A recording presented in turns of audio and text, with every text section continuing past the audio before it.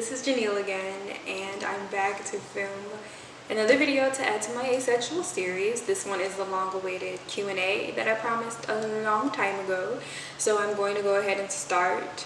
It's very likely that the Q&A is going to have more than one part because the combined questions that I got from way back before I even made the first one, along with the comments under the first video that I made, and along with the new comments you guys added, it's over 20 questions, so I'm definitely going to have to split this into 2 parts. But here now, I'll go ahead and start with probably like first 15, give or take.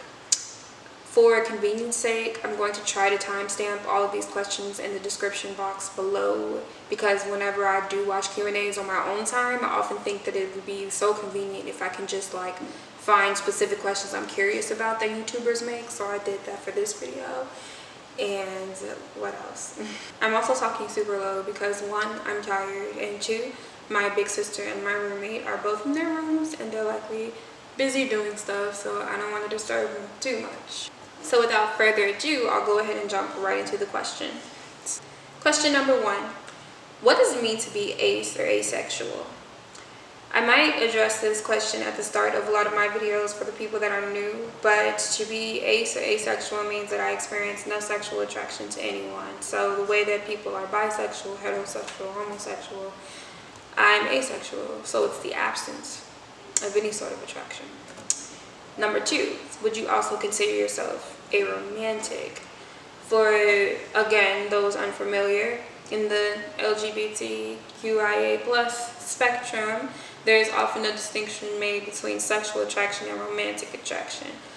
For a lot of people, it's straightforward, whether they're bisexual, heterosexual, whatever, that they may be also biromantic, heteroromantic, which means they want the romantic part, like get married, go on honeymoons, experience that sort of intimacy with their partner that isn't sexual. And some people may be only romantically attracted to people but not the sexually attracted part. So like for me, I'm also aromantic, so I don't ever see myself in a relationship with anybody in any kind of context.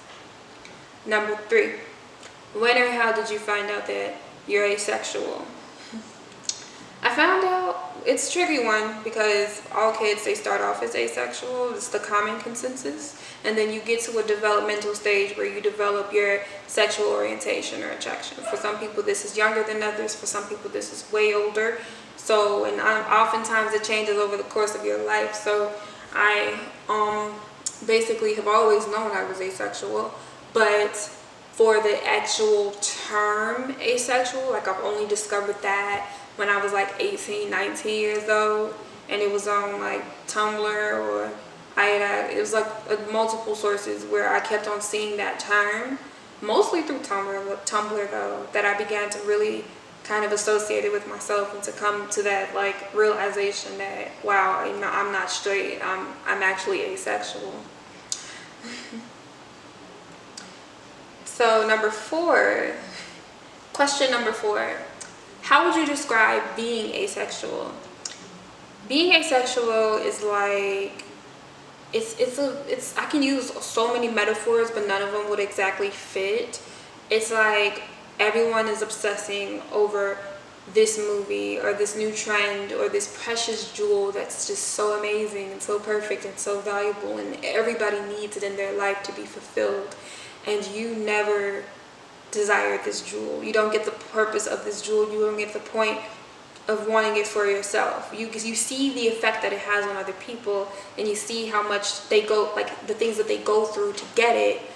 You don't feel that drive though. You don't feel that inner purpose. I can also say it's like everyone sees a color that you don't see. It's something that they can describe in so many words and like so clear, but you just can't see it. So that's basically asexuality and aromanticism. It's like being blind to something that's just so obvious to everyone else, or not desiring something that everyone else just inherently expects you to, or just inherently desires. Number 5, have you ever had thoughts about being with someone? Thoughts as far as what? Because in the context of thought, as in have I ever imagined myself in a relationship with someone? No real specific person, maybe, sorta. When people tell me that they want to date me, or I kind of like look at attractive celebrities and I consider the thought that maybe people who look at this person, or maybe this person is expecting this sort of reality for us, I kind of can just picture it in my head, almost as if like, okay, can I put this puzzle here and see if it fits? And it never fit. So I guess that's the whole process of just knowing you're asexual, is just obviously imagining yourself in a relationship and being like, no. But the other part of this question that I think is more likely that it's asking me is like, have I ever considered being with someone? And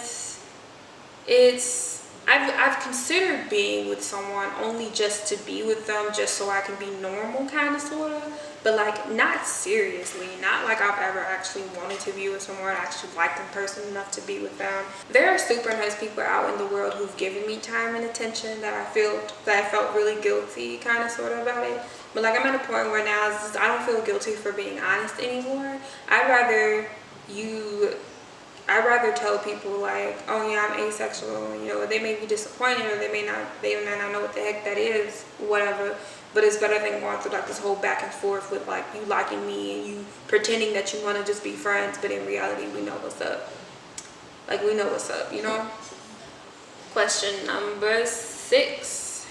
Does it ever bother you that you're asexual? No, not nowadays. As a teenager, it kind of used to bother me because I was afraid that I wasn't quote unquote normal, but I didn't know which category to be in. I didn't know what my identity was. And when you go through an identity crisis like on a continual basis since you're 12, that stuff gets real tiring. It got real tiresome to not really know who I am. Like, even to this day, I don't know. So I mean, at least I got that part figured out, that I'm asexual. Oh, here's a good one. Why do you crack jokes about reference sex if you're asexual? I don't know. It's a thing to do. It's what people do when they trying to be funny. Like, especially in our age, like, people who make sexual references and jokes all the time. Like, I have quote unquote crushes through like media and entertainment, television and stuff like that. That's not serious. Nobody's ever serious about those. So I just tell, like, I joke. I can make sexual jokes, y'all. Like, I know enough of the context to be able to like mess around with it, but I don't feel any of it personally, so just keep that in mind, I guess. Great, now I'm about to be sucking my teeth through the whole video. Okay. Do you ever get lonely? No, I don't get lonely. Not in that way. Sometimes I miss my friends and family, but I don't get lonely the way y'all talk about getting lonely. Y'all talk about getting lonely like y'all gonna die if y'all don't find somebody to love y'all. Like, just, I'm not gonna be patronizing and just tell y'all to chill, but like, it's so many fish in the sea. Number 9. What pisses you off the most about others' response to your sexuality? What pisses me off the most, or I guess I should say what angers me the most about others' responses to my sexuality, is if they're continuously asking me questions, but only because they're trying to find a loophole to tell me that, oh, because you said you do XYZ, that means you're not asexual. Or they're just trying to, I don't know, like, I don't like feeling like people trying to make me out to be some type of circus freak. I don't mind people not really, okay, maybe I'll say that for like the second question because it's related to this first one, but it just pisses me off the most when people, I go through this whole thing where they force me to explain like the full details of being asexual just in the end to be like, oh, you'll find someone one day, or words kind of like mock and belittle you for your own honesty. Like, those people, they don't know, bro. Like, these people, I'm not as patient as I used to be. I'm not as kind towards these people as I used to be. You just gotta do what you gotta do. It's whatever. Number 10 is what doesn't piss me off, or what doesn't make me that angry. When people are just genuinely confused or just don't see the point. Because when people don't get where I'm coming from, that's like me not getting where any of you, like, I'm not gonna say y'all, because some people watching this might be asexual too. But when people people don't get me being asexual is not an issue for me. Like, there's a lot of asexuals who like get on here and they're just like, I tried to explain it to my best friend and they didn't understand. Okay, well, you don't understand when your friend's talking about romance and love, so why should she easily understand you when you're talking about the absence of it? Like, I don't mind people not getting it or people not understanding it. I just don't like when people are like not really as tolerant, or they just like brush over it. I don't like when I'm like, I just told someone I'm asexual and then they're just like, oh, do you think so-and-so's cute? Like, he might be handsome, but like, you asking in the context of whether or not I'm attracted to this man, and I'm not. Like, I just told you this.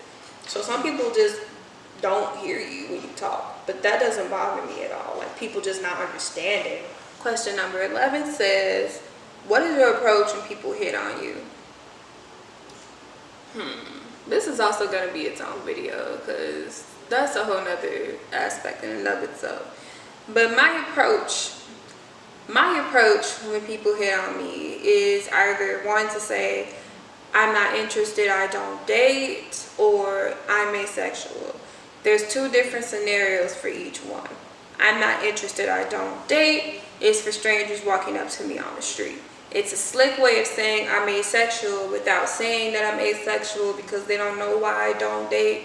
Or I tell them I'm not single, which, and single inherently implies that I'm taken or like whatever, but in my opinion, single also can indicate that a person is available to date. So when I tell people I don't date or I'm not single, that just means that like it's it. Like, I like saying I don't date a lot, because I can, like I said, I can say that I'm asexual without saying I'm asexual, and then people might blame it on like the fact that I'm in school or the fact that I'm just taking time right now. Some might ask a follow-up question. It's reserved for strangers, people I don't know too well.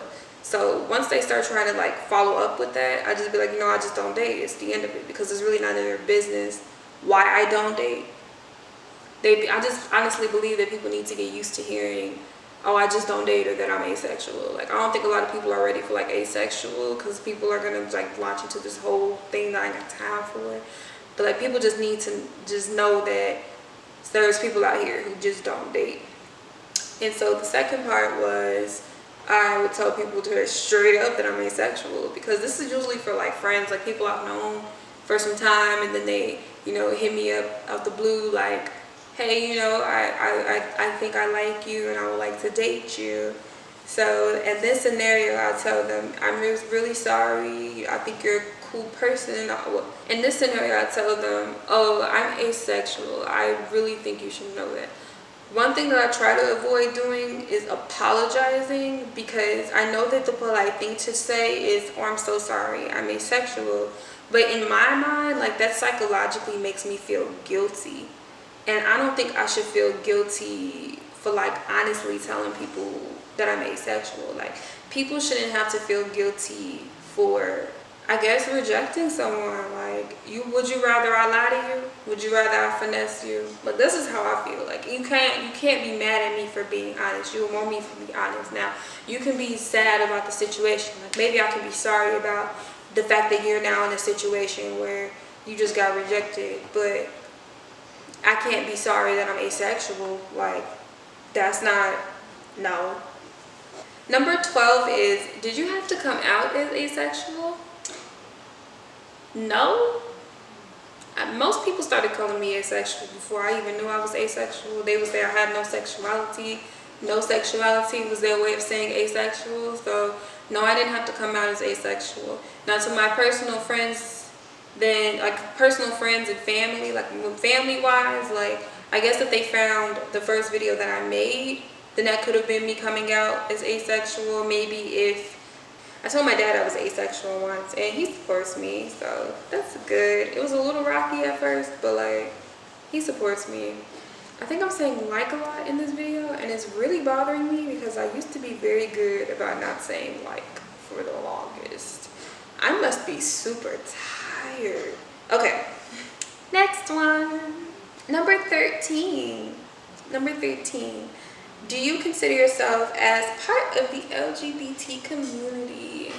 Yes, I do consider me as part of the LGBT community. I think it's basically kind of obvious that asexual would be an LGBT.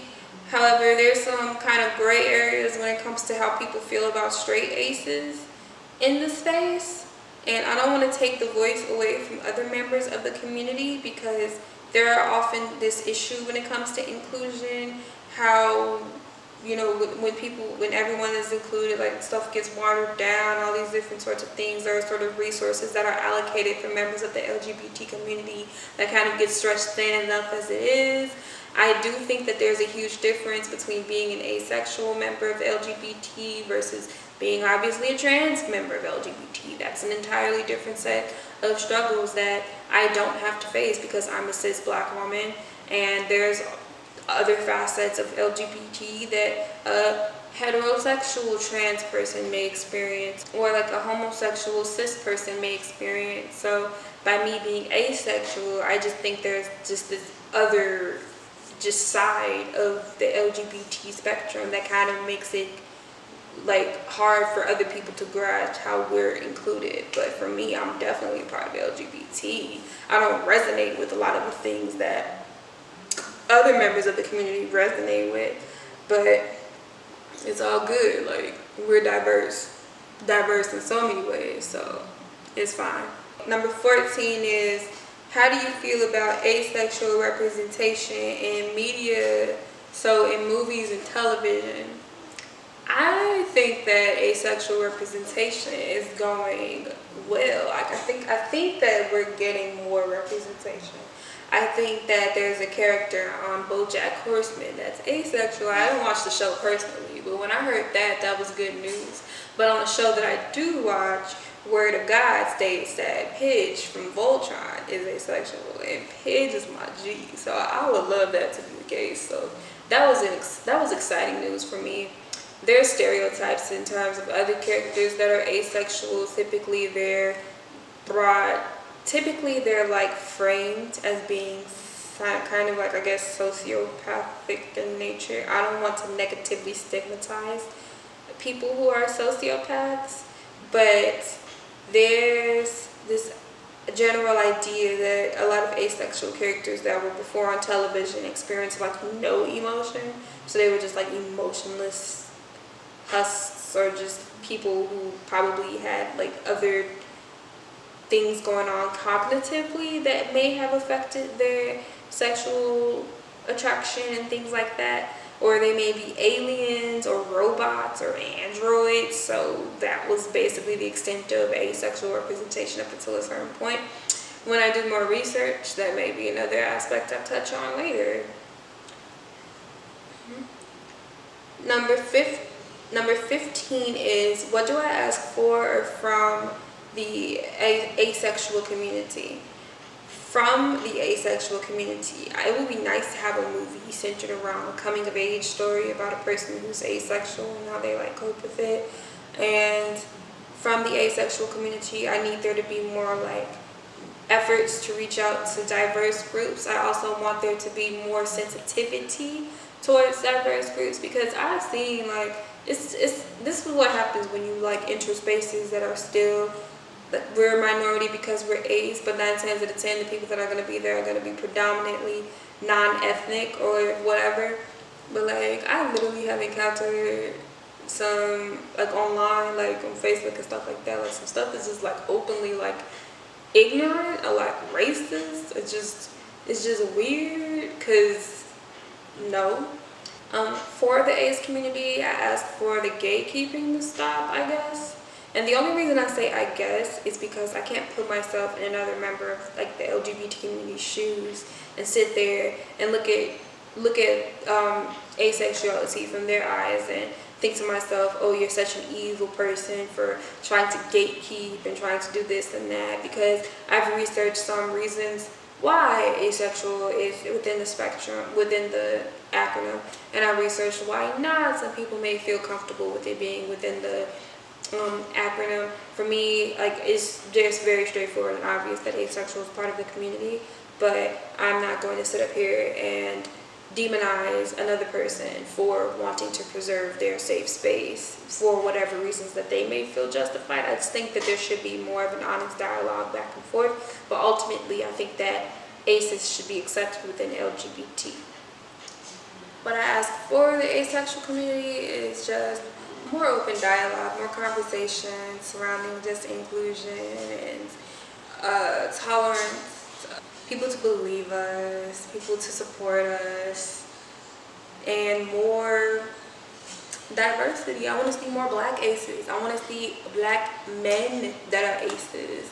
I want there to be events that are for like black ace communities, or even the Hispanic ace community, or the Asian ace community, or the Indian Asian ace community, you know?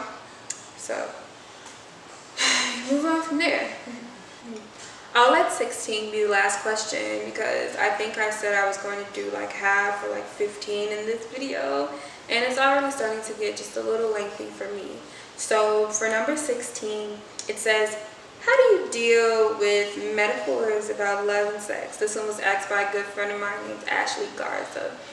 So Ashley, how I deal with metaphors. So in this day and age, she basically elaborated that a lot of common phrases within English focus on love or romantic attraction or sexual attraction. So, and how do I deal with like these metaphors when it comes to like living my life?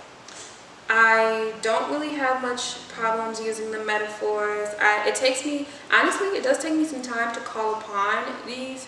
Like, I guess, how do I put this? Like, it was like love at first sight. That one's the most obvious one that you think about, or when you think of some things from like Romeo and Juliet. It was like, oh, can you call a rose by any other name? It's just sweet. Things like that. They don't really come to mind when I speak in everyday language. Like, I don't really use a lot of metaphors and terms that are centered around love or sex unless I'm deliberately playing on a joke, or I'm talking about something romantic or whatever, so I can see like, oh, he was the apple of her eye. Those sorts of things. I understand them, but and I might not be properly answering Ashley's question, because I think she was just speaking in terms of how we're just immersed in so much of romance and like sexual things and things like that. Mostly romance she was talking about. And I just have to deal with it, you know, I have to cope with it. Like, sometimes I do get overwhelmed, because when my friends are talking to me about their relationship problems and they're like going into detail, I'm really trying to like, because just, I really feel like an alien. Like, I'm just sitting there like listening to them talk, and they're just like, he didn't text me back, so I don't know what's wrong. And I'm just sitting there like, so what? He didn't text you back? Like, don't you got some things to do? Like, and maybe he's busy. Like, I just don't get it. Like, I don't get it. Like, I don't understand it. And so to answer your question, Ashley, like, it does stress me out to be immersed in this society. Just all they think about is love. It's in all the advertisements. Like, I want to work in advertising maybe one day, and people use the images of love or images of sex to sell products and things like that. So it's very hard for me to cope with that concept. So yeah, who knows? We'll see where this ends up. But yeah, everybody, thanks for coming to my tired Q&A. Sorry I'm not like super bubbly all over the place like I usually am, but it's late. I promised to film this video, and so I did it. I'm happy I did it. So please follow me on all my social media. I am Janelle Darnell, and I love you guys. So have a good rest of your day. Bye.